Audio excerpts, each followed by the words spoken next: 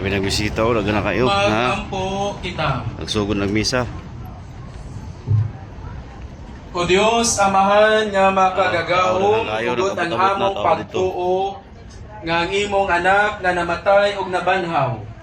Na ngamuyo kami alang sa mong igsoon nga si Rene, nga namatay diha ni Kristo. Nagsugod nagmisa. Banhawa siya pinaagi nining misteryo, aron pag-ambit sa himaya ni Kristo nga nabanhaw. Kini among gipangayo pinaagi sa mong Ginoong Hesus Kristo nga imong anak. Taga-Bayugan City, shout out guys. Taga-Bayugan City, oh. Diyos, mo. hantod sa kahanturan. Ako sa mukha ko diri. Palihog mong lingkod ang tanan.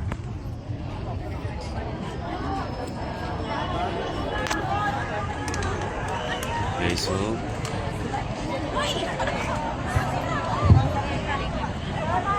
abot-abot na yun. Nagana kay tao.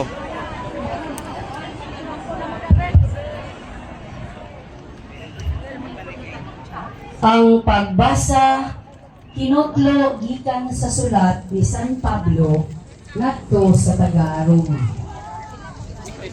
Kining paglauma dili gayud mapakyas kay gibugbo sa Dios ang iyang gugma sulod sa atong mga kasing-kasing pinaagi sa Espiritu Santo nga gasa sa Dios kanato.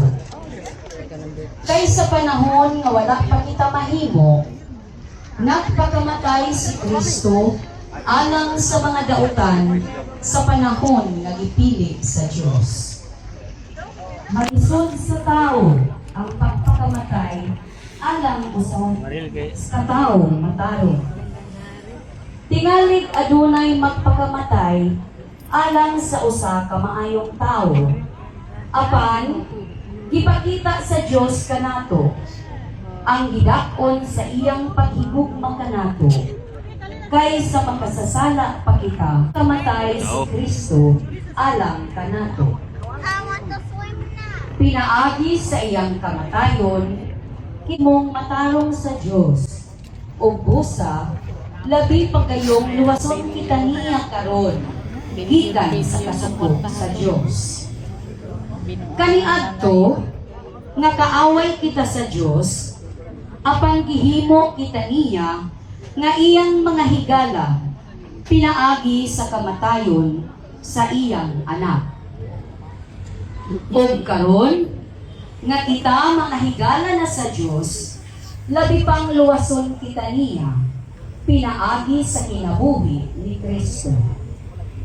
Apan dili lang kay kanaala nagmalipayon kita diha sa Dios pinaagi sa atong Ginoong Jesucristo na nagpasigulit kanato ngadto sa Dios.